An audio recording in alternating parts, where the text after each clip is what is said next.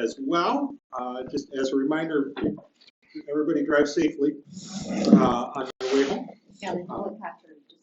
Oh, coming in. boy. Ooh. Did you see that? Did I see the accident? Yeah. No, I didn't go far enough. So, all right. Well, we'll get started today. We are. Oh, and John, I forgot to print a larger print copy for you. I'm sorry. Yeah. Yeah, but that's so small, but we'll work on it. All right. But let's open in prayer for us today. Wonderful God, we thank you for this time and this place that we have to come together and to study your Sermon on the Mount. We are grateful for everyone who is here with us today, for the opportunity for us to learn together.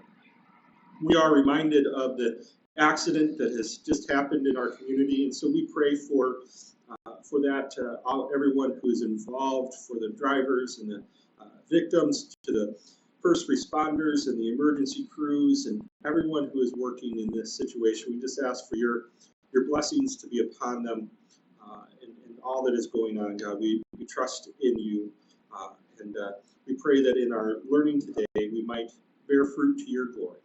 In your name we pray. Amen. Amen.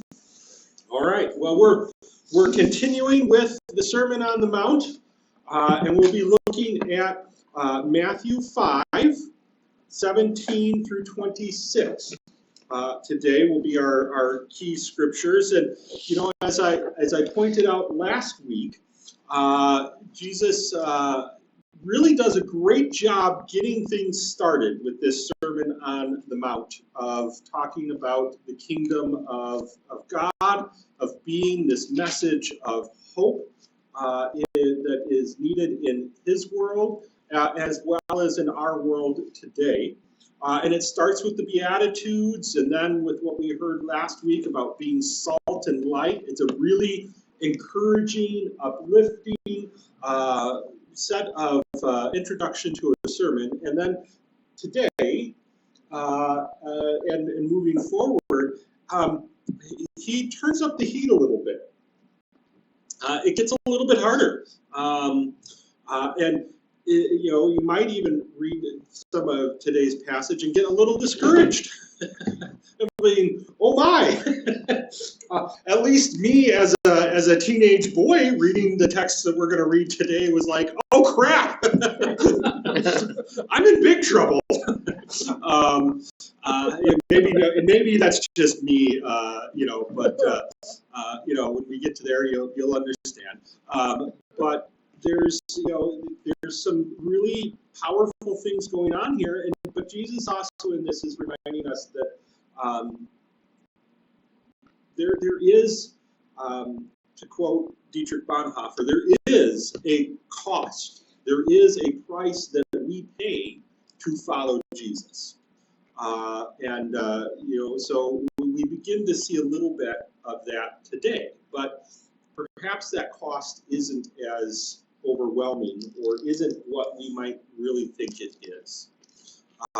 So that just is our kind of our teaser for us today, because we're going to be talking about following Jesus and the law today in Matthew 5 in the Sermon on the Mount. So, pop quiz. How many laws were there in the Jewish faith? Oh, thousands in the Old Venus Testament. says thousands. Oh, we have nerds. 613. Whoa. Very good. 613 written and oral tradition laws in the Jewish faith. Now, how many laws were there originally in the Jewish faith? 10. Yeah. Okay. So they went from 10 to 613. Now, I'm of the opinion, as I have studied the Old Testament and learned some things, not as much as some others, most certainly not as much as Jewish rabbis even at the time, but of those 613 laws in the Jewish faith, God only wrote or commanded 10 of them. So the 603 additional laws were all created by us, people. Bureaucrats. Bureaucrats, people like me.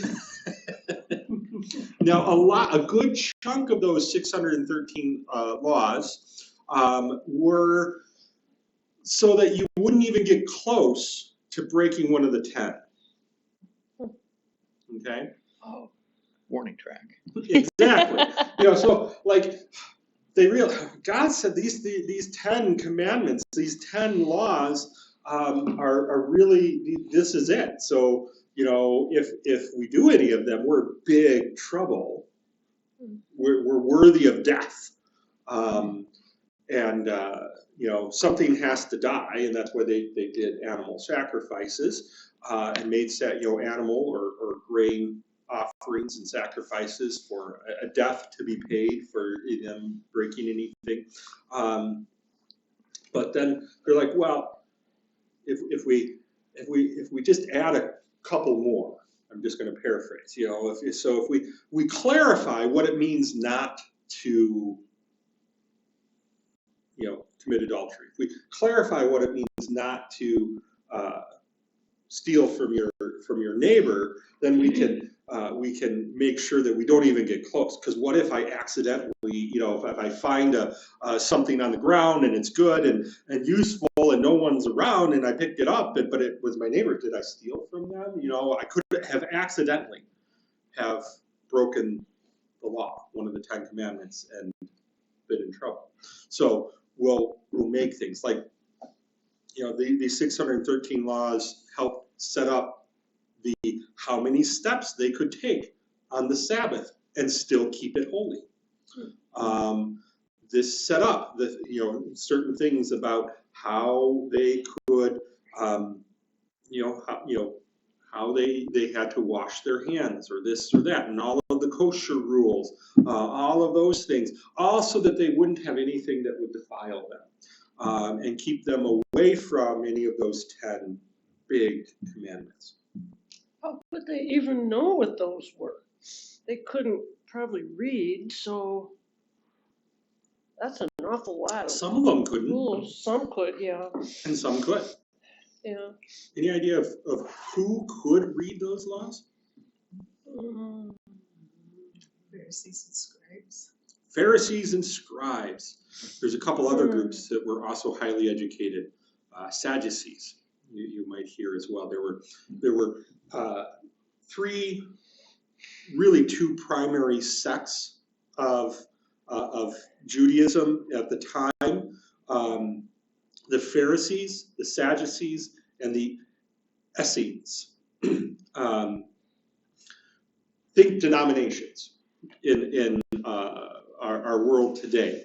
3 main interpretations of the Jewish faith at that time were held by the Pharisees, which Pharisees probably would be most commonly your mainline Protestant, maybe not mainline now, but your Protestant generation. A little bit more of the common people person. The Sadducees were they controlled this temple. They were very high church, and they were the very wealthy and the very high religious people at the time. And the Essenes were perhaps we could liken them to the Amish today. They were the ones that are like, we're going to go out to the desert and live in caves And thousands of years later, people will find our scrolls that we keep in our caves, and they'll think they found something new, but they're really, really old. So the Essenes are the people we get the Dead Sea Scrolls from, and they really just are the same things that we have from everybody else. But they were people who give it all up and live out by yourself in the desert, and that's what God really wants. But the Pharisees and the Sadducees were people who would have known what all 613 of those laws were. And there were probably not many Pharisees and Sadducees who heard the initial Sermon on the Mount. Okay, because they probably their status as a Pharisee or as a Sadducee would not have really led them to be out in the Galilean countryside, listening to, John's cousin, because they all, the Pharisees and the Sadducees were the people who got the king to arrest John the Baptist. So they weren't interested, but they will be. And perhaps you might understand after we read our scripture today of why the Pharisees become a very frequent opponent to Jesus. Even in Jesus's arguments, Jesus doesn't mention the Sadducees too much, but he mentions the Pharisees a lot. And we hear our first reference to them in the Gospel of Matthew in today's reading. But they were the ones who knew all of those laws. And from what we hear in the Gospels, the Pharisees and the Sadducees are also the ones that make it known that they know and that they are following all of those laws. Okay, and so that's an important thing to keep in mind as we read what we're going to be reading today. For us is that the people first hearing this, none of the veiled references here were veiled to them. They got exactly what Jesus was saying, because it's what they were living. And so it might be a little bit more challenging for us to hear this or to understand the initial context of what Jesus is saying. I hope that by the end of our time together today to talk about kind of how that might be, how the similar situation within the Christian experience in America, present day America, manifests the same kind of issue that Jesus is talking about, how it might be manifesting today. Okay? So, since I got a new Bible, I'm going to read today. It's nothing fancy. It's just, I'm just excited to have the 5th edition of the New Oxford Annotated New Revised Standard Bible with Apocrypha, because my other one fell apart. But so for Matthew 5:13 through 26. Not 13, I was looking at the wrong. 17 through 26. So this is right after he's talked about your salt and your light, clears his throat, and bam, he's going to launch in to, I hope you feel encouraged and empowered from what I just said. Do not think that I have come to abolish the law or the prophets. I have come not to abolish, but to fulfill.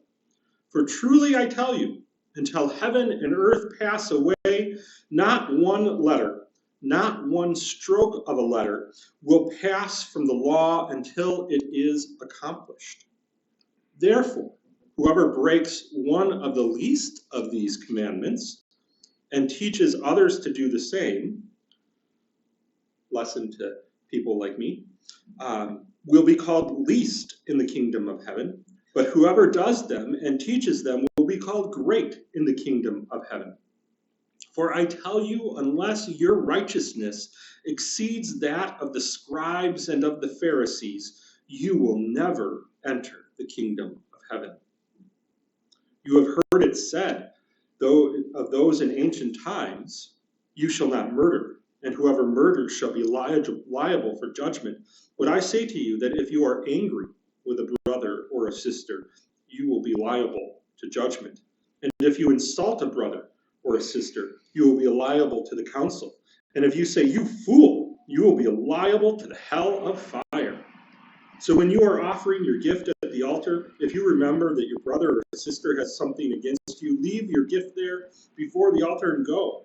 First, be reconciled to your brother or your sister, and then come and offer your gift. Come to terms quickly with your accuser while you are on the way to court, or your accuser will hand you over to the judge, and the judge to the guard, and you will be thrown into prison. Truly, I tell you, you will never get out until you have paid the last penny. You have heard it said, you shall not commit adultery. But I say to you, anyone who looks at a woman with lust has already committed adultery with her in his heart. If your right eye causes you to, I'm going further. If your right eye causes you to sin, tear it out and throw it away. It is better for you to lose one of your members than your whole body to be thrown into hell. All right. Not nearly as fun No. as the Beatitudes or being called salt and light, right? Right. Okay. What do you think the people there listening would have heard? Or would have thought? Shocked. Yeah. Discouraged, Mm-hmm. like they were cooked. It's over. Yeah. Weren't they living with that all the time anyway? Mm-hmm. I mean, yeah, they were living with 613 more religious laws. Is that what they would have heard in the temple from the priests? The same kind of message? No, they would not have heard if you are angry at somebody, you are just as guilty. Oh, I see. They would not have heard Because it's if not- you've looked lustfully at a person, you're just as guilty. Okay. I mean, they would have been hearing, you shall not murder. They Uh-huh. would have been hearing, you know, do not commit adultery. That's the eye for eye. Mm-hmm. Yeah. So what's unique about what he's saying? If they've heard all this, They haven't. oh, they haven't, oh, I see, If you just think about it, you've already as well as committed it. I see. Even consider it. So, how many of you have been angry at somebody and not taken care of it? Wrong choice of bad choice of words. How many of you have been angry at somebody and not figured it out, Resolved it. not resolved it, held on to Kept it? it to yourself. Nah, never. Oh, come on! Go. Yeah. You have, Oh, no, I raised my hand. But sometimes even if you try to be the one to reconcile, the other person isn't willing. Yeah. But what it, So Yeah. Does it clear you though? Well, I hope so. I mean, I don't know. I have a sister who is not nice, and well, she's not, and everything is poor, pitiful me. And you know, if you do anything, she gets mad at you, and you can do everything in your heart to apologize, and it just doesn't matter. I don't. doesn't want But I have to say, now that we have spoken of Pastor Gary, she's been like this for years. And I came home from Thanksgiving one time that she had been a brat. And I was sitting in the sanctuary and I was crying about it. And he said, Venus, you don't have to be a doormat. God knows you love her, but if she can't reciprocate, you don't have to be a doormat. And I will never forget that. And as much as I try to be loving to her, like this summer, that my mom and her, it's just a long story, but they went to Ireland, and her husband's mom supposedly has diabetes and forgot her medication. Well, she's not in insulin. If she was in Ireland for 1 week without insulin, she would be dead. Yeah. And I told that to my mom, but my mom has to tell Monica. And so then I get this scathing text. And then she calls me and screams at me for like 10 minutes. And I said, you know what? I said, I'm kind of going through something with Stephanie and Jake dying. I just don't care, Monica. Mhm. I just don't care. Yeah, really. Loving and resolving an issue doesn't mean. So, I mean, with that, Yeah. I think that we, sometimes if someone screams at you or whatever, and there's a new song out by Kane Brown about his little girl in the back seat and somebody giving him the finger and, Daddy, why'd they do that? Yeah, And really. he's like, well, he can't explain it to her, Mhm. why people are angry. That's where you turn the other face. Exactly, Yep, exactly. yep. So, but Jesus is saying, if we've all seen that, but he's saying that being angry at Could be somebody my sister. is just as condemning I need one. as actually killing them. That's good. Like we can say, I haven't killed anybody. I have not murdered anybody. And most of us can say that. So I'm good, right? But Jesus, you've heard say, "Thou shalt not commit murder." Thou shalt not kill. But if you've been angry at a person, if you've held on to that anger, you're just as liable for judgment as you were. That's pretty big, Or like I referenced before. I mean, you've heard it say, "Don't commit adultery," but sure, I haven't, but wow. Pretty women. They're out there. I don't know if a teenager could make it through that.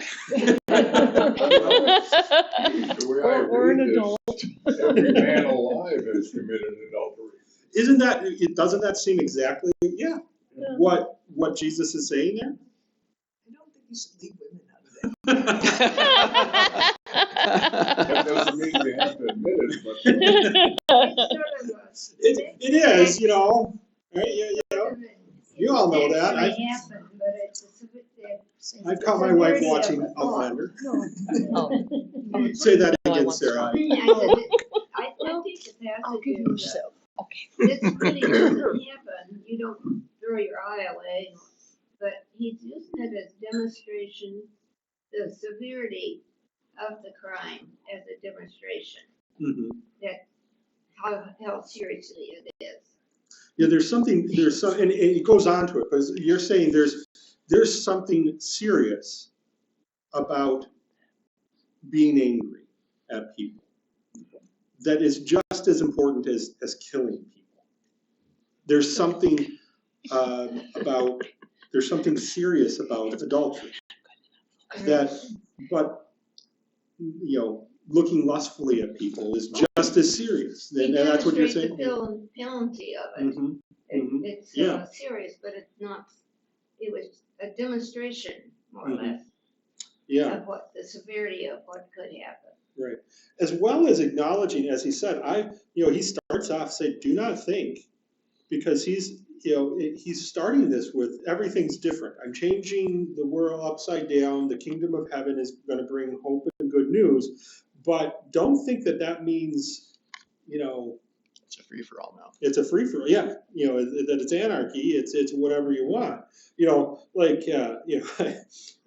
Someone was saying, I kind of wish that COVID had destroyed everything, because man, it would have been nice to have that erase all my student loans or something like that. Like if the world as we know it, if there was a massive solar flare took out all computers and all electronic records, that would erase a whole lot of people's debts, right? You can't there's no records of me owing this anymore. That would be great if the economy. That would help a lot of people, right? That's not what Jesus is saying. That, I'm resetting everything. Everything has changed, but don't think the law has changed. Not a letter, not a brush stroke. And that would have been that Jesus is not a letter and not one stroke. So writing Hebrew at the time would have been on like parchment. They're not chiseling or scraping into mud, but it is almost a pictographic, almost. I'm sure my professor is rolling her eyes at me. But you have to make these shapes of the letters in particular ways and in particular orders to make the letter correct in the Hebrew language. Yeah, and if they were writing of the Torah and the prophets, even more so, that you would be doing that. It would have been different than what you would have been writing in Hebrew to leave a note for somebody. But if you were writing the sacred text, the scribes at the time they would take an old copy of the Torah and precisely to the stroke recreate it onto another scroll to preserve it, because these didn't last that long. That's what the scribes did, is literally rewrote it over and over again. So they knew everything. They knew it down to a stroke. So Jesus is saying nothing that has been written goes away. So he's talking about all 613. Perhaps.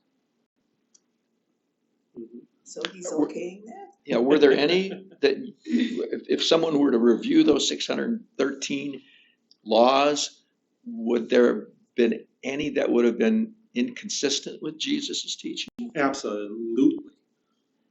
And we'll hear that. So Jesus is setting up something that we'll have to wrestle with as we go through the Gospel of Matthew. Okay? Because how is it that the Pharisees ultimately get a chance to kill him? Because he keeps doing things he keeps doing good things on the Sabbath. I mean, he feeds his disciples. He grabs grain and rubs it against his hand. That's work. And we have defined that in those 613 as wrong, as not honoring the Sabbath. And so we can't, he's not legit. Or he heals somebody on the Sabbath. So is Jesus saying in this that all of your 613 are legit and you have to follow them, or is he not? Spoiler, he's not. Because we get further on and he has to hit one of his disciples over the head after he's died and resurrected and said, you still don't get it? You spent years with me and you saw things that you've never seen before, and you still don't think just because those people aren't Jewish that I don't love them? When I'm talking about in the book of Acts, when Peter, he's been called to a Gentile's home to baptize Cornelius and his household, and he won't do it because they're Gentiles, they're not Jewish. And God gives them this dream of this blanket of BLTs and shrimp cocktails and all of the forbidden food that the 613 laws say you can't eat.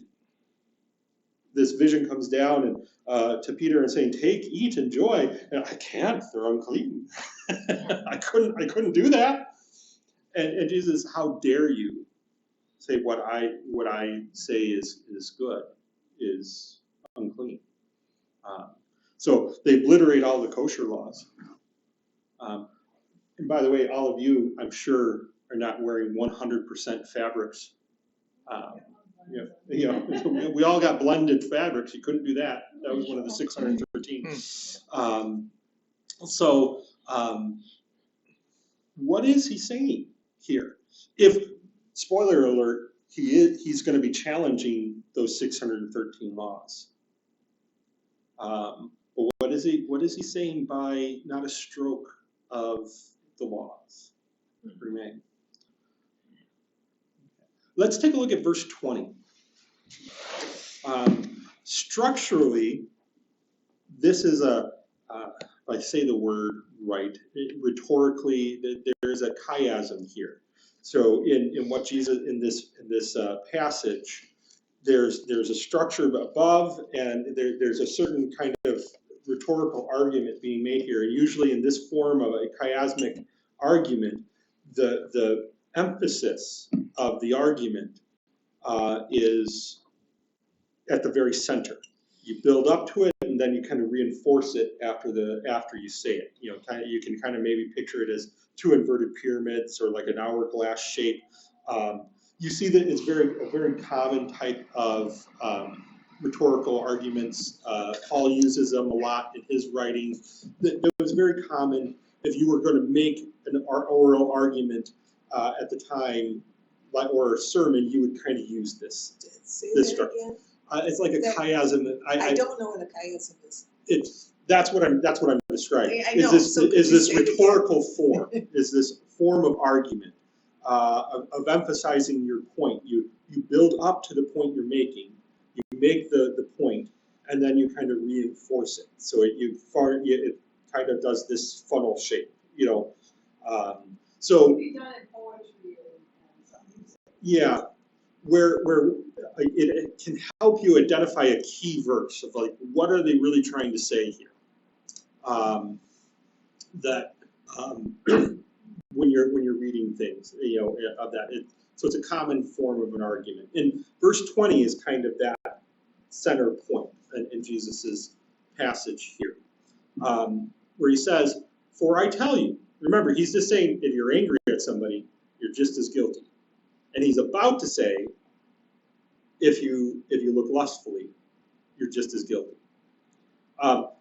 Personally, I think like 22 and following, some of that are later additions, but I don't have evidence for that. I don't think Jesus actually said that, but he probably very much could have, because it doesn't flow. That kind of stands out from the rest of it. It's not as something that you would be able to preach as easily.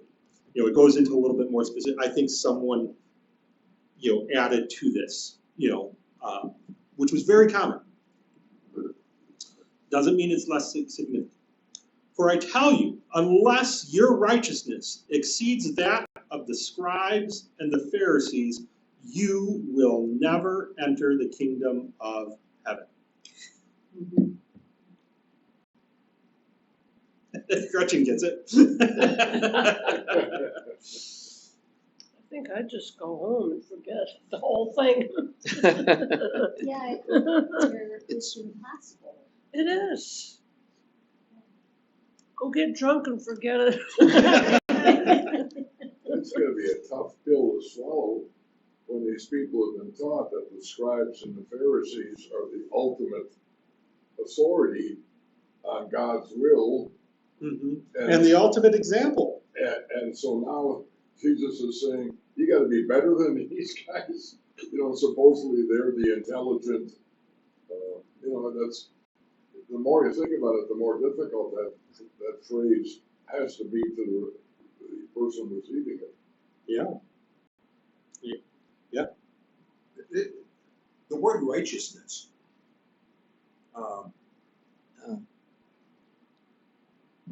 Yeah. I'm not sure exactly what that means. Ideas? What do you think Well, Jesus means I mean, by so- righteous? So the question is, does righteousness mean living those laws to the T, or does righteousness mean trying to live those laws, live up to those laws? So, because if it means trying to live up to those laws, then it is, you can accomplish it. Mm-hmm. So I don't know what it means either. I mean, the scribes and Pharisees, I don't know how righteous they are. I mean, they think they are. They say they are, but some of them are kind of. Excuse me. In the Amplified, it says righteousness is uprightness and moral essence. So it's a good thing to have be righteous. Yes. Yeah.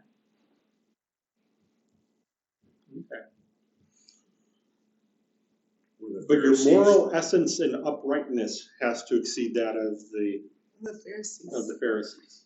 yes. Mhm. Thinking of washing the outside of the cup and not the inside. Did Jesus say that? You know, it's We'll get that, we'll spend more time in that later in the year. But I don't know how people then would understand that. So that's a great, Gretchen, you've got great thought up there. And you're catching the right word here. What does it mean to be righteous? So the examples that they have set for them in the religious institution of Judaism at the time were set by the Essenes were not the example. They were relatively insignificant, except people who were really fed up and they just ran off to live, nomadic lives. They were the extreme introverts. There's part of them that I wouldn't mind living in a cave. But the example of what it meant to be righteous or to live according to the law, righteousness and justified are similar words here. And I use justified as the word of being in line with, straight, okay. And it's where we get the word justification, which is the actual theological term for salvation, as Christians. But they would have been they're very similar words in meaning to be, if you were righteous, especially at the time, you're living right with the law. You're in line with the law. You're following the law in Jewish faith at the time. You're doing what it means to be a good Jew. Okay, and there was nobody better than the Pharisees and the scribes, because the scribes knew every letter and every stroke of the law. Because they spent their whole lives training to write it onto the scrolls. The Pharisees did everything, and they made sure everyone saw how they did all of those laws. Okay? Can't do that. I can't talk to you. I can't do this or that, because then I would be unclean. I will, do everything that the law says, and I will do it to a perfect T of that. That was the example of righteousness at the time, of being right with the law. So when Jesus says, unless your righteousness exceeds that of the Pharisees and scribes, he was absolutely making the statement, unless it exceeds that, you're not going to enter the kingdom of heaven. But didn't Jesus also say that the Pharisees were like vipers? Yes, but he hasn't yet. Okay. This is the first time he's really bringing them up. Okay. Yes, if you've read all of the Gospel of Matthew, you do hear Jesus, or all the other Gospels, he uses that he is in conflict. They are the primary, both legitimate conflict. I mean, Rome could care less about Jesus, as Pilate indicates. Who is this guy? Deal with him on your own. We don't care about him. It's the Pharisees who really are disturbed by Jesus. And they really are upset by what he's saying. And yes, Jesus will call them a brood of vipers. Jesus calls them blind, leading the blind. Jesus will call them whitewashed tombs he will call them whitewashed tombs filled with rot and decay and death. We'll get to that. We'll study that. I mean, Jesus, and it will not be. It will be that will be a reflection for us to take a look at ourselves as well. But Jesus is no fan of the Pharisees. Hence, to be more righteous than them should be an easy thing.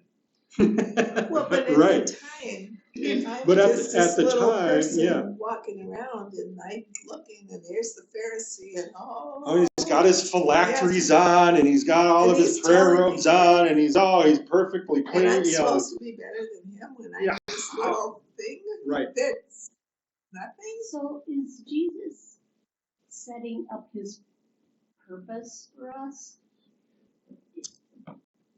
Is Jesus? When you say Jesus, So- Jesus's purpose or our purpose? Well, I was thinking Jesus' purpose. If he's telling us that it is impossible to be righteous and to get to heaven, Mhm.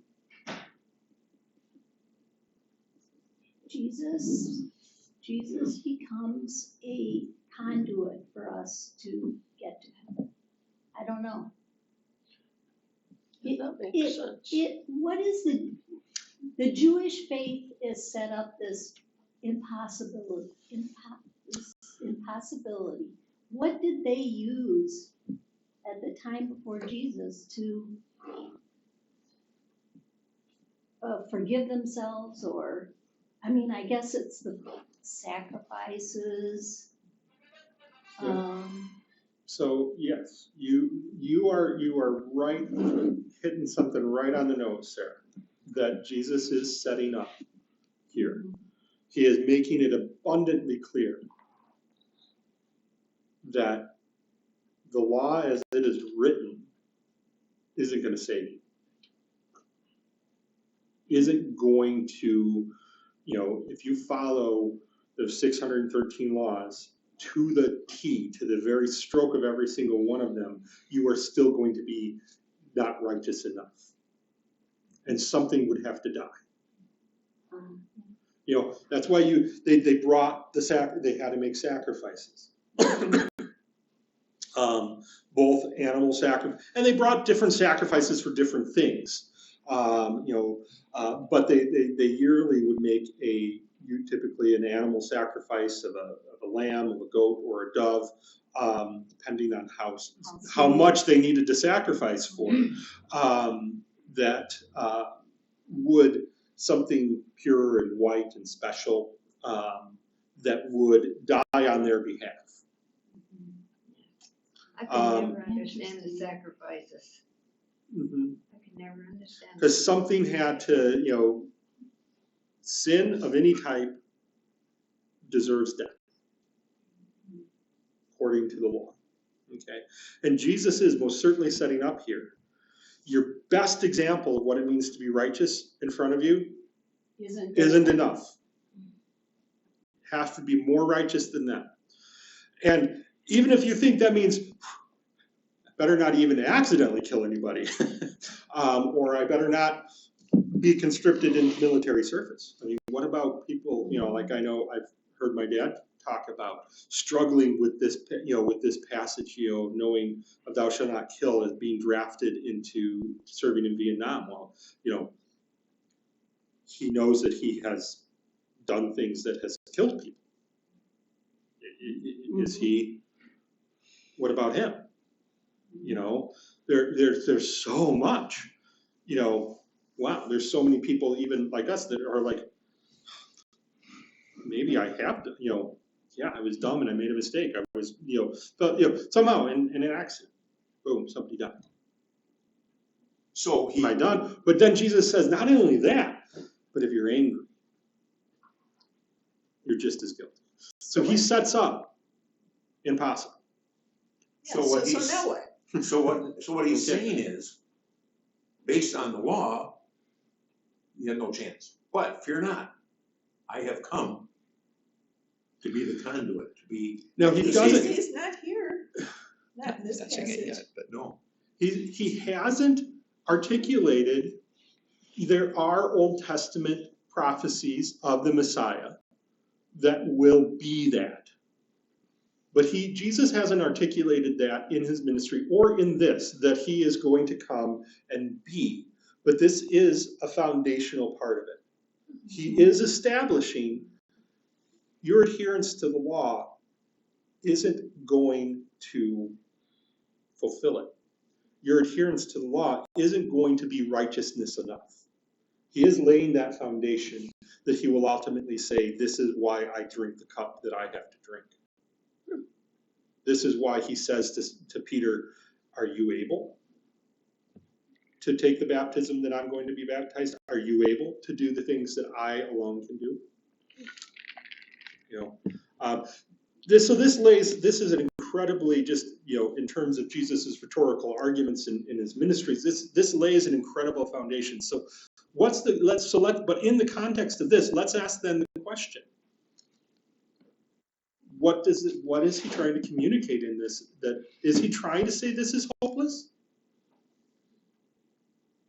What is he trying to encourage? Another way to get along with those that you're mad at and to work together with them, rather than just focusing on doing all those laws.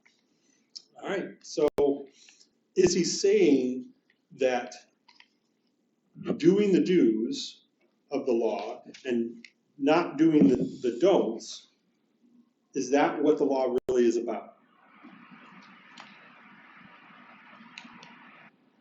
Or is he saying there's something else about it?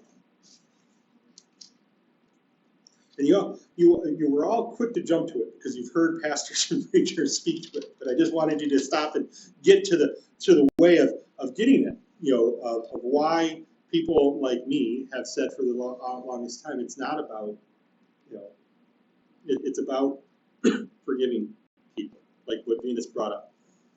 It's about,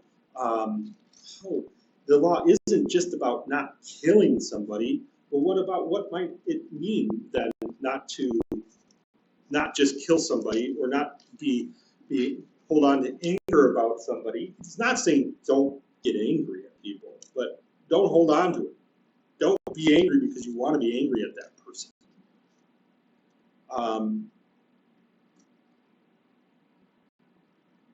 What does that, Maybe he's trying to get at the essence of the law, not the letter.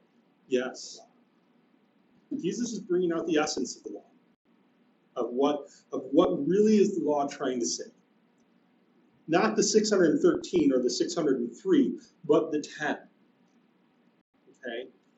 That it's not how many steps you take on the Sabbath day that makes it holy. Okay? That glorifies and honors God. And he gets, we'll get into some of this more, like, it becomes a little bit clearer, like in verse 31 following, he talks about divorcing. So, divorce wasn't, it was possible back then, and so on.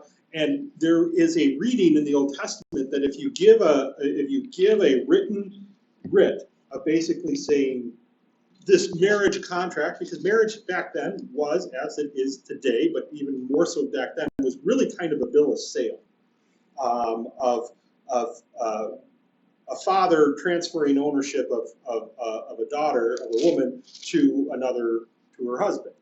And if you gave that woman a written document saying, I'm no longer your husband, and basically, the Jewish law said that she then was free. Okay, and divorce. And Jesus says that's not what we mean by not divorcing, but that's not even one of the 10.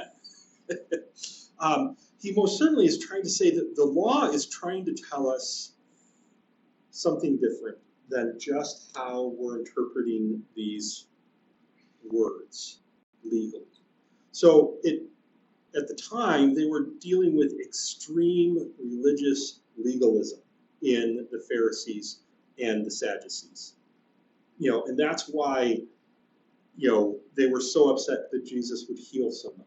They were upset about them doing things on the Sabbath. They were upset about the words that Jesus was saying more than what Jesus was doing.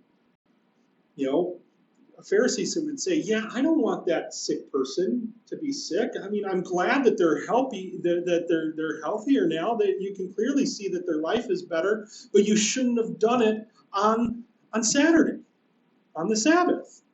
You could have done that 6 other days. Does that, how ridiculous does that sound to you?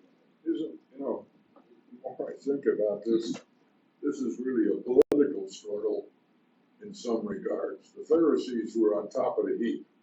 Mm-hmm. They were up there. They were, this is no democracy. This is Oh, yeah, there was no, Truly a dictatorship. And so we've got 10 laws given us by God. They come up with 603. To me, that's nothing more than a control activity to completely control the population. I yes, think we've heard that for centuries. It's been going absolutely, on. yep. And Jesus, unfortunately, is really attacking the political structure of the Jewish faith as it is stated by the Pharisees. 100%. And attacking the, as we now call it, the deep swamp, is an extraordinarily difficult task. Mhm. And he's very subtle. And when I say he, I mean Jesus. I think Jesus is very subtle, particularly that phrase, you've got to be more religious than the Pharisees. And the Pharisees will tell you they're the most religious people on the planet. Right. Remember, I said the people it's- hearing this when Jesus first spoke it, the things that seemed veiled or unclear to us would not have been to them.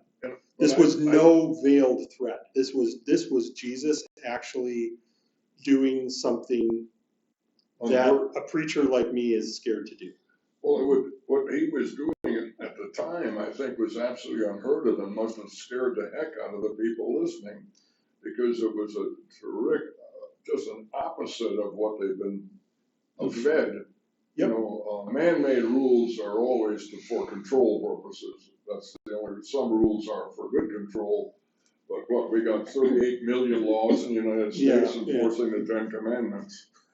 You know. Right. So John, you are absolutely right. This is not a veiled attack. It's veiled to us because we all went, and maybe I pushed you there, personal. How in the world am I going to do this? But for the people first hearing it, it would have been, holy cow. Yeah.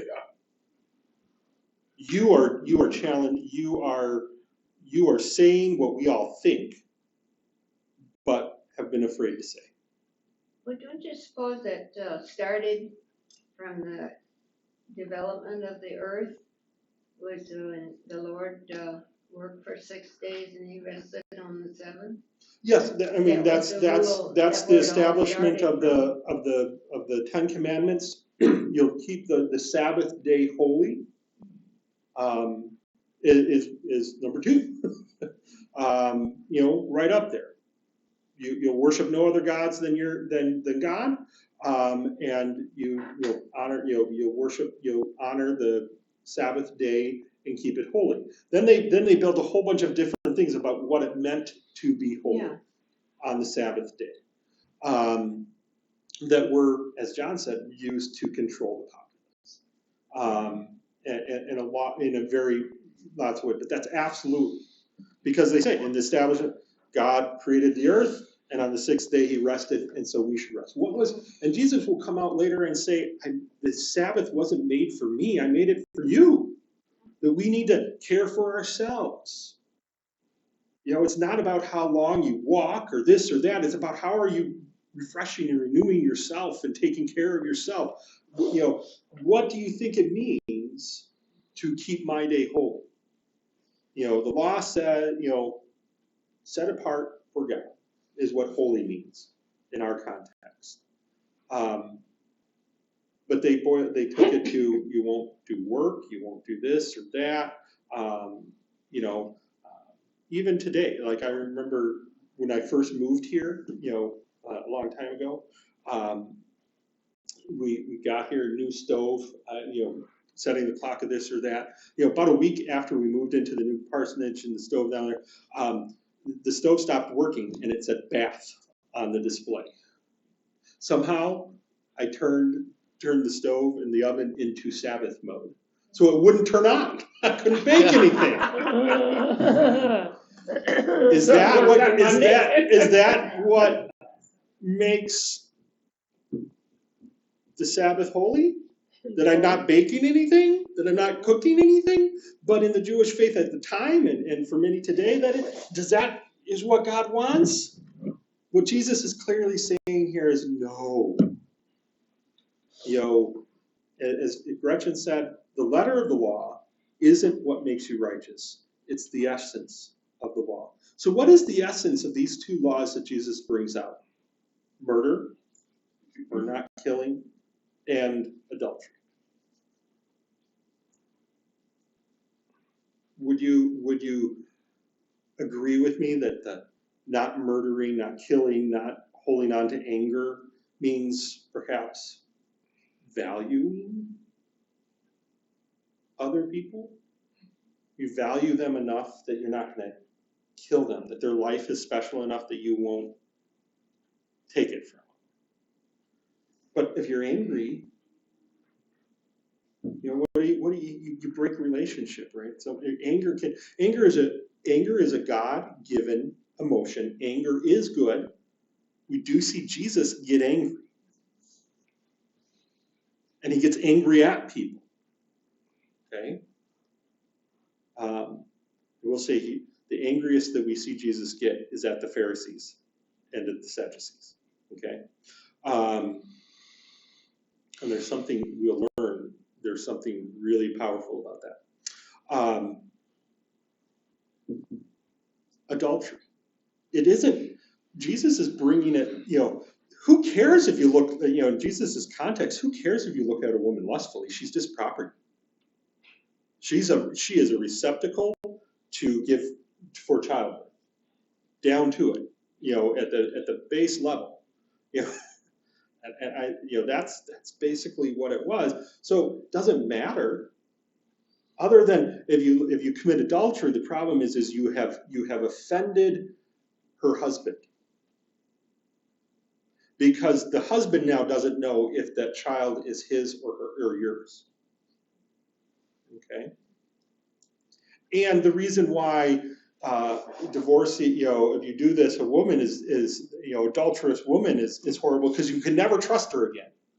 Okay. You wanted to know that the child was yours and not somebody else's. And Jesus then says, wait a minute.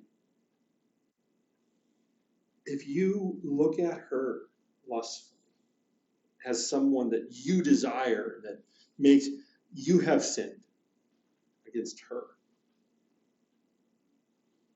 Isn't he saying the essence of these two things is the value of other people? Right? So it's not just, you're not okay if you just don't kill people, which is good, don't kill people. It's not just don't sleep with somebody else's spouse, but how do you view people? How do you value people? Do you value them enough that when you get angry, you value them enough to say, hey, I'm angry and this is why? Whether or not they're able to do anything, whether or not your anger was justified, but you valued them enough that you engaged in that. And at least maybe this is the teenage boys, hope that, man, yeah, I have looked lustfully at another woman, or a picture of a woman, and man, I'm in big trouble. Or is it, do I value you enough not to do that, to take control of that thought, and to work not to see you as something more than a fulfillment of my desire? Isn't that kind of what Jesus is saying? The essence of the law is even harder if we just took it letter by the law, right? We kept interpreting these things as letter of the law. I'm just as guilty because I'm angry. I'm just as guilty because I looked lustful. Instead of seeing, what is the law trying to say? That person, their life is precious. Precious enough not to hold on to anger about. That person, that woman, that man is precious enough to be valued for who they are and not treated as an object of sexual desire. Would you agree with those? So how would that redefine righteousness? You all were right there before, but how does that reshape what it means when Jesus says, unless your righteousness exceeds that of the Pharisees?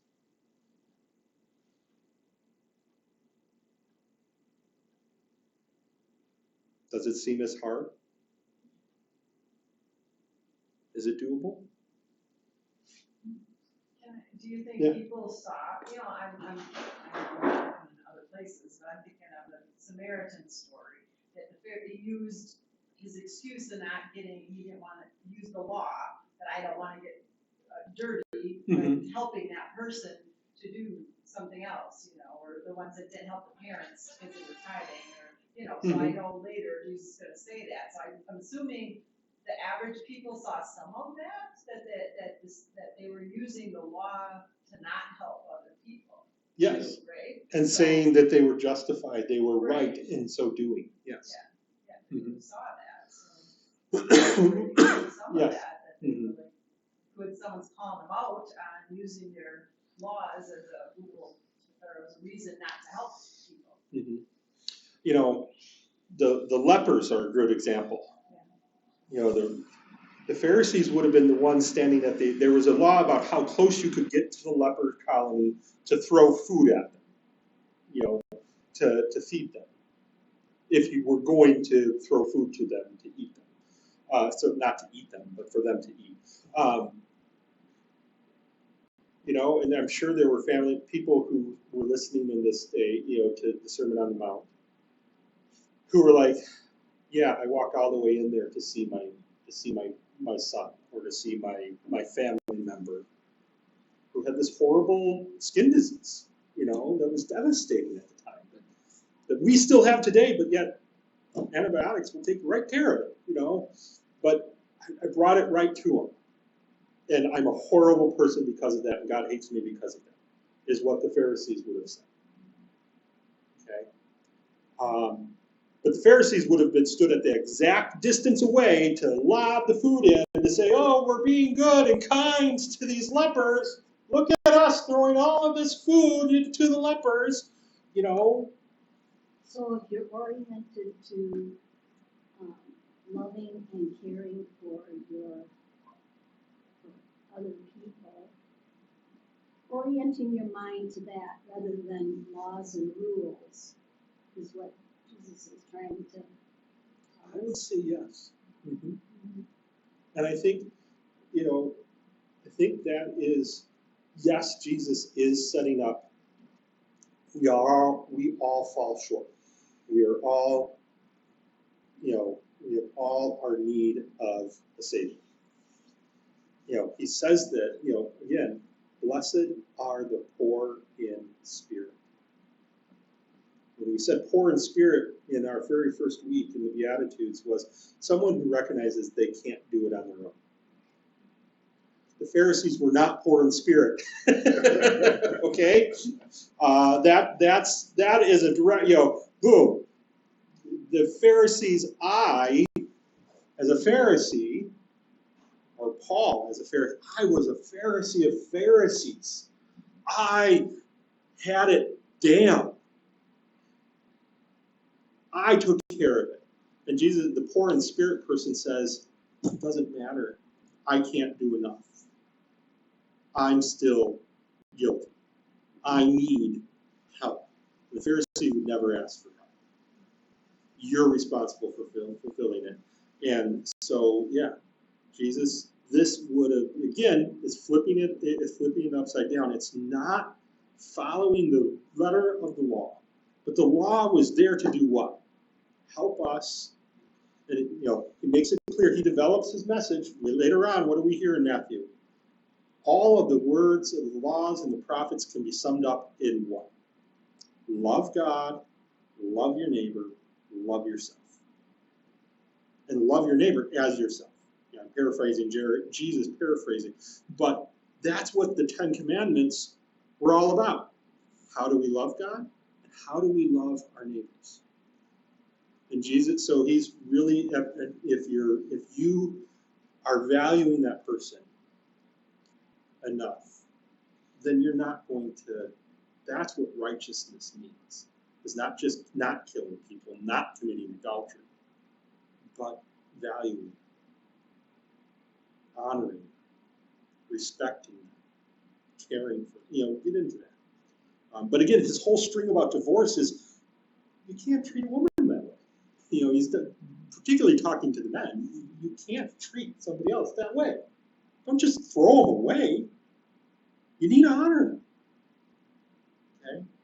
Okay? Granted, some people, I've had to counsel women of, no, you can get a divorce.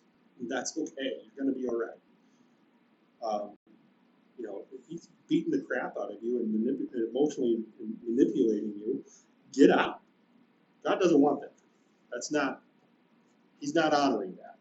Get out. Because some people will go on and read the rest of this and say, oh, I have to stay in horrible situations. No. But, because you don't have to do the letter of the law. What is the law, the essence of the law trying to tell us? Okay?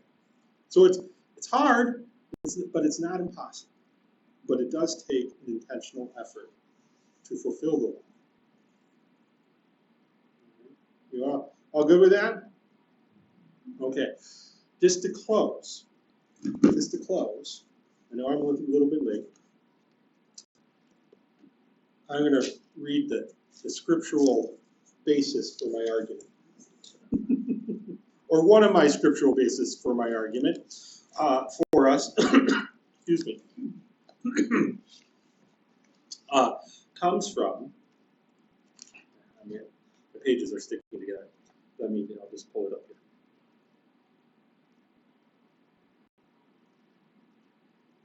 My old Bible, it would have turned right to it.